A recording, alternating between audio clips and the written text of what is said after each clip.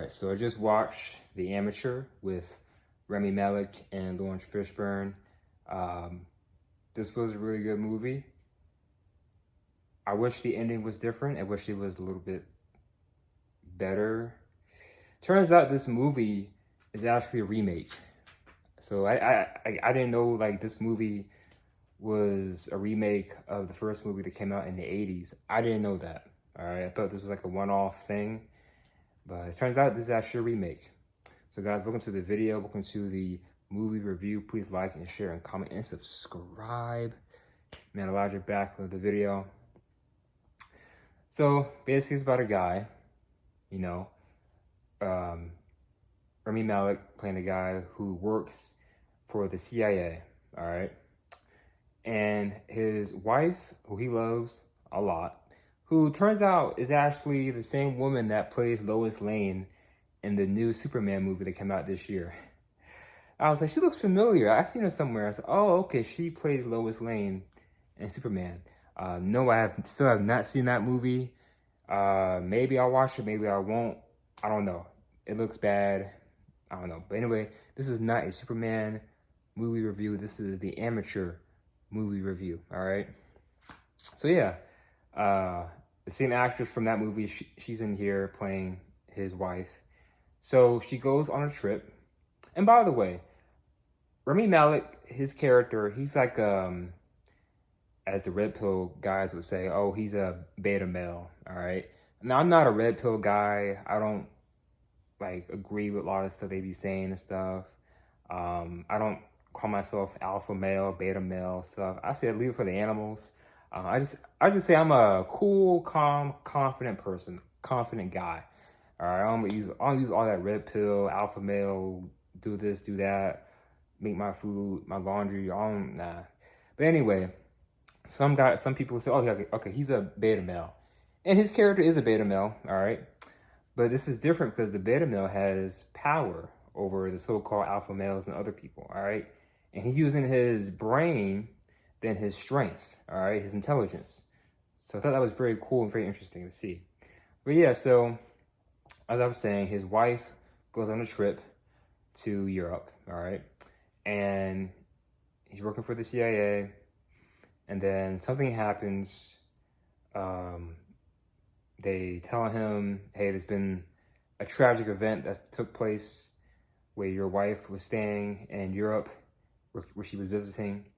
There was a hostage situation, and then she got killed, unfortunately, or unalived. She got unalived, unfortunately. And he's just like, he's done. His world is collapsing. He's not sure what to do. So he ends up doing some research. And he's very, very smart. Very, very intelligent. I think they say his IQ is like 170, which is crazy. That's like Batman intelligence, all right? So, yeah, he's like, he has that Batman intelligence, all right? But not the Batman strength. So he's doing his research, working for the CIA. He's, hacking cameras, trying to see who was a part of his wife's murder, who did what, and then it turns out that all of it was actually part of the CIA. So they have their hand in it, all right? They are a part of the issue that happened with his wife, all right? So he tells them, look, I have the information, I have the documents, I have the files. If you don't give me the people that took out my wife, I'm going to expose you. All right? I'm going to expose the corruption that you did. And I worked for you guys. You did this? No, I'm going to expose you. And he's like threatening them. And they're like, hey, wait, what do you want? He's like, I want you to train me. And I want to take out the people that took out my wife. And they're laughing at him like, really? Look at you. You're skinny and, you're a nerdy guy. Like, really, what are you going to do? He's a very, very nice guy. He can't even pull the trigger on the gun. So in comes Lawrence Fishburne character, and he's training him, right? And he's being harsh to him at the gun range, just telling him what to do, how to act, pushing him around. Because these are real-life scenarios that the CIA deal with, right? And he's training him, saying, you about this life? You ready to do this? You got what it takes? And he's like, yeah, I got it. I can do this. And there's a part where he asks Rami Malek's character to pull the trigger. He can't do it because he's too much of a nice guy. He can't do it. He tells him, and Lawrence Fishburne tells him, his character tells him, hey, some people have the gift of, not doing that. Others, he said, like me, total opposite. They don't think about it. They just do it. And he's right. There are people who are like that. People like me who are just nice and, care about others, empathetic. It's tough. Other people who don't have that mindset, they don't think twice. So it's different, gifts, different mindsets.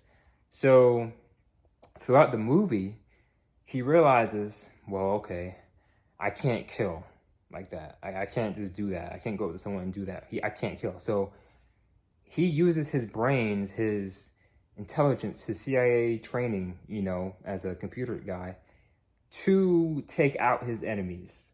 So I thought that was very interesting to see, because usually when you see people taking out bad guys, the guy wants revenge because this person took out, their dog, like John Wick, or their wife, whatever. They want revenge. They're doing like combat and they're fighting, like John Wick style. He ain't doing that. So he's setting up traps and devices. He's tricking the people. Like, hey, if you do this, I'll help you, and go here and do that. And then it's like tricking the people, not sure what to do. Let me see.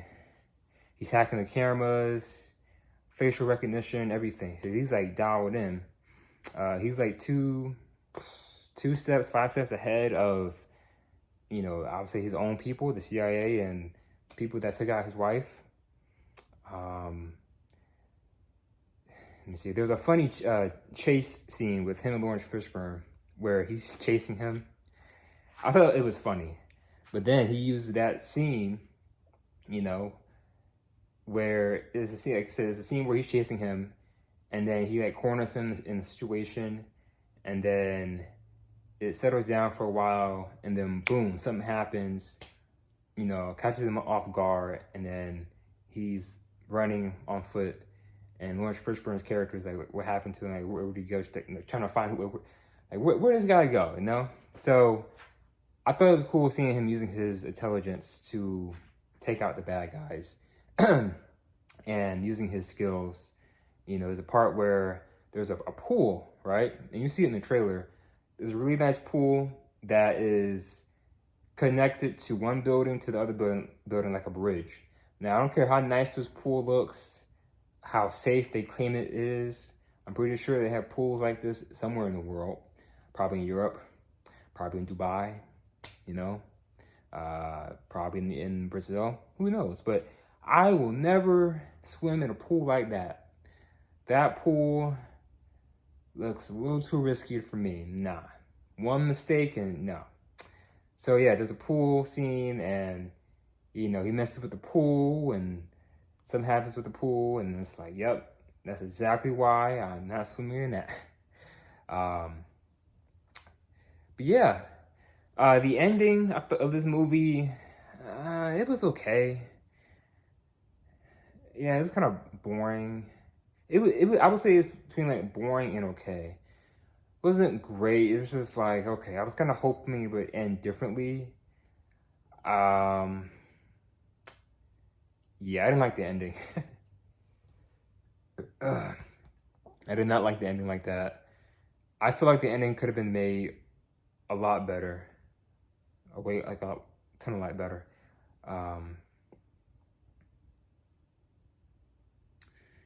But yeah, that's pretty much it. I'm gonna give this movie, quality-wise, and also it makes you think. I enjoy movies that make you think.